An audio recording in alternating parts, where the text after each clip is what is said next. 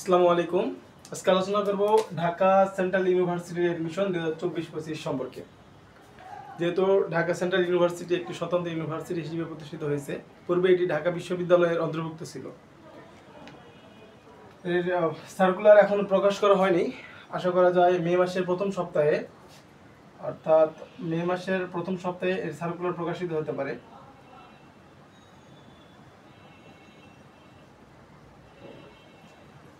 মে মাসের প্রথম সপ্তাহে সার্কুলার প্রকাশ করলেও পরীক্ষা কবে হবে বা সার্কুলার প্রকাশ করার পর কতদিন সময় থাকবে, আশা করি সার্কুলার প্রকাশ করার পর বেশি দিন সময় দিবে না, সর্বোচ্চ 15 দিন সময় দিতে পারে। তার ভিতরে পরীক্ষা নিয়ে নিবে, কারণ এবছর প্রায় অ্যাডমিশন জানি শেষের পথে। তো পরীক্ষা যদিও হয় তাহলে সেকেন্ড টাইম থাকবে কিনা, এটি পূর্বে ঢাকা বিশ্ববিদ্যালয়ে অন্তর্ভুক্ত থাকায় ঢাকা বিশ্ববিদ্যালয়ে যেহেতু সেকেন্ড টাইম নাই, সেক্ষেত্রে 7 কলেজ কোনো সেকেন্ড টাইম ছিল না। বর্তমানে এটি একটি স্বতন্ত্র বিশ্ববিদ্যালয়, এবার সেকেন্ড টাইম থাকার সম্ভাবনা 80%, অর্থাৎ সেকেন্ড টাইম 80% থাকার সম্ভাবনা। ভর্তি যোগ্যতা সম্পর্কে, অর্থাৎ কোন ইউনিটে কত ন্যূনতম জিপিএ হলে পরীক্ষা দেওয়ার জন্য এলিজিবল করা হবে,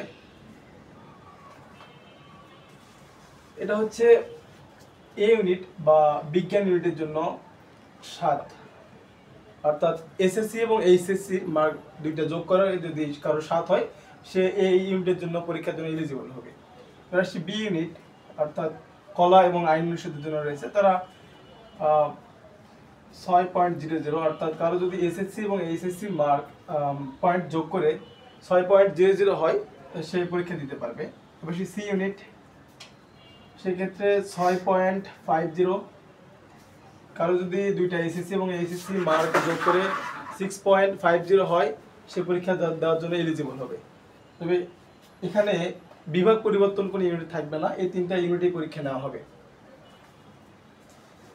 এবার আলোচনা করা যাক বি ইউনিটের মান বন্টন নিয়ে। বি ইউনিট মান বন্টন, ভর্তি পরীক্ষার মার্ক থাকবে পূর্ণ মার্ক 100। এখানে যে বিষয় বা টপিকের পরীক্ষা হবে তা হচ্ছে বাংলা, ইংরেজি এবং সাধারণ জ্ঞান।